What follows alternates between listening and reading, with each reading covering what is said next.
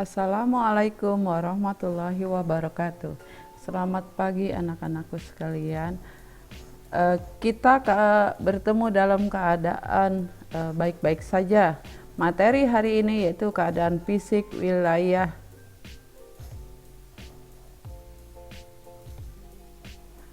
A. Kondisi geologis Indonesia. Indonesia terletak pada pertemuan tiga lempeng tektonik besar, yaitu lempeng Indo-Australia, Eurasia, dan lempeng Pasifik. Lempeng Indo-Australia bertumbukan dengan lempeng Eurasia di lepas pantai Sumatera, Jawa, dan Nusa Tenggara. Lempeng Pasifik bertumbukan dengan Eurasia di utara Papua dan Maluku Utara. Tumbukan lempeng tersebut kemudian membentuk rangkaian pegunungan yang sebagian menjadi gunung api di sepanjang Pulau Sumatera, Jawa, Nusa Tenggara.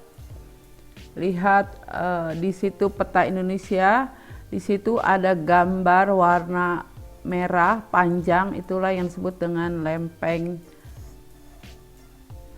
gempa bumi. Selain terbentuk pegunungan dan gunung api, tumbukan antara lempeng juga menghasilkan fenomena gempa bumi.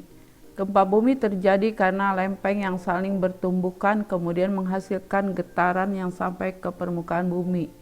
Indonesia merupakan salah satu negara yang sering mengalami gempa bumi, terutama pulau-pulau sepanjang pertemuan lempeng Sumatera, Jawa, Nusa Tenggara, Maluku, dan Sulawesi.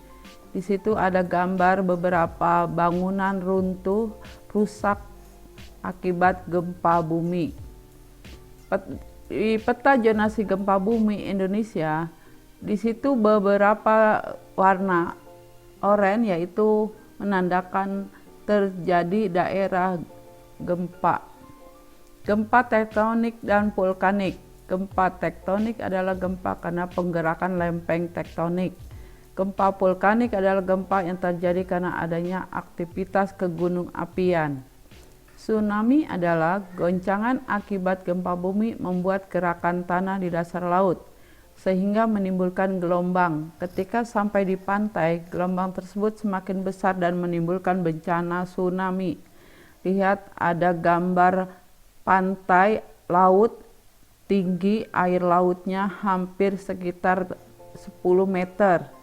Nah, di situ juga ada gambar gempa yang bergaris-garis yang menandakan terjadinya gempa, dan akibat gempa tersebut terjadilah tsunami.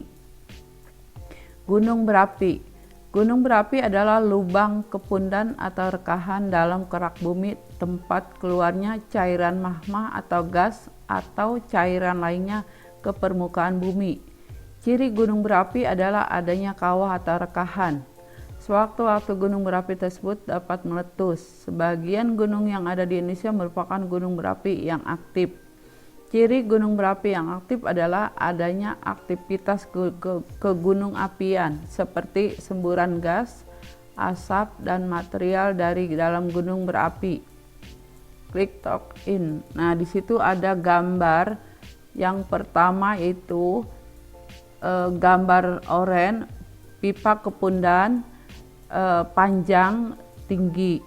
Nah, dapur magma yaitu yang berwarna oranye. Nah, di situ juga ada gunung api ya yang akan meletus. Nah, di situ juga ada gambar-gambar contoh gunung berapi.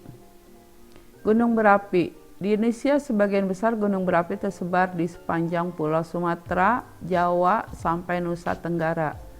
Gunung berapi juga banyak ditemui di Pulau Sulawesi dan Maluku. Beberapa gunung berapi di Nusantara sangat terkenal di dunia karena letusannya yang sangat dahsyat, yaitu gunung berapi Tambora dan Krakatau. Gunung berapi adalah lubang kepundan atau rekahan dalam kerak bumi tempat keluarnya cairan magma atau gas atau cairan lainnya ke permukaan bumi. Ciri gunung berapi adalah adanya kawah atau rekahan. Sewaktu-waktu gunung berapi tersebut dapat meletus. Lihat ada dua gambar gunung. Yang satu sedang dalam proses meletus, yang satu sudah selesai membuat kawah atau peta gunung berapi di Indonesia. Peta gunung berapi Indonesia di sini yaitu Indonesia sangat banyak sekali gunung berapi. Nah, di situ ada ratusan lebih gambar-gambar yang seperti gunung warna merah, yaitu yang disebut dengan gunung berapi aktif. B. Bentuk muka bumi. Indonesia terdiri atas belasan ribu pulau, baik yang berukuran besar maupun yang berukuran kecil. Jumlah pulau seluruhnya mencapai 13.466 buah. Luas wilayah Indonesia mencapai 5.180.053 km persegi. Terdiri atas daratan seluas 1.922.570 km persegi dan lautan seluas 3.257.483 km persegi. Ini berarti wilayah Indonesia lebih luas dari wilayah daratannya. Pada peta fisiografi tampak sebaran bentuk muka bumi Indonesia dari mulai dataran rendah sampai pegunungan. Untuk membaca peta tersebut, perhatikanlah agenda atau keterangan peta. Simbol berwarna kuning menunjukkan daratan rendah, warna hijau menunjukkan daerah perbukitan, warna oranye menunjukkan dataran tinggi, dan warna coklat menunjukkan pegunungan. Nah, di sini ada beberapa warna. Nah, ini peta Indonesia yang tadi Ibu sebutkan, ada warna hijau, kuning, oranye, dan coklat.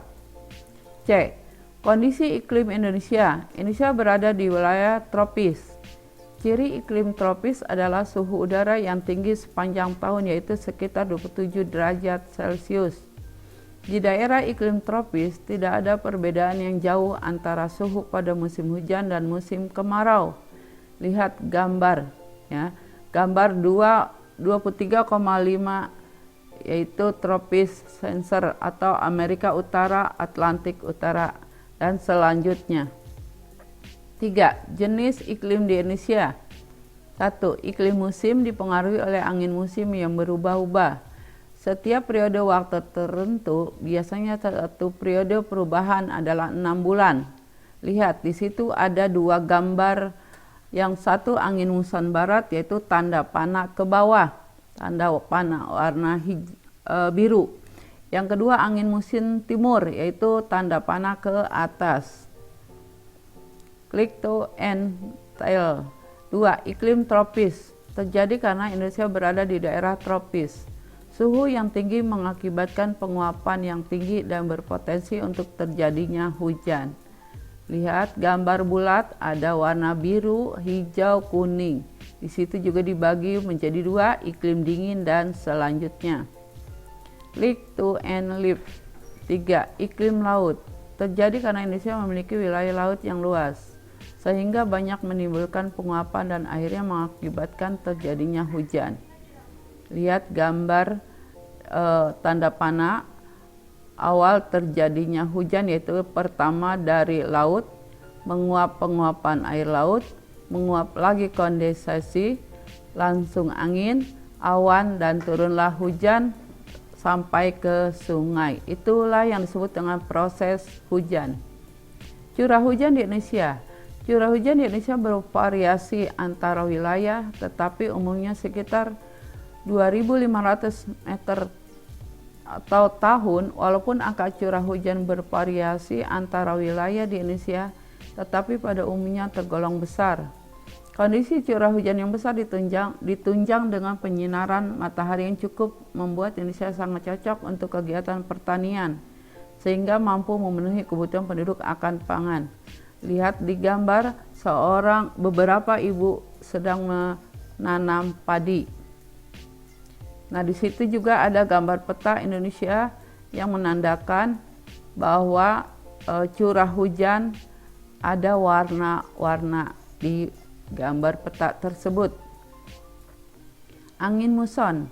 Angin muson adalah angin yang terjadi karena adanya perbedaan tekanan udara antara samudra dan benua.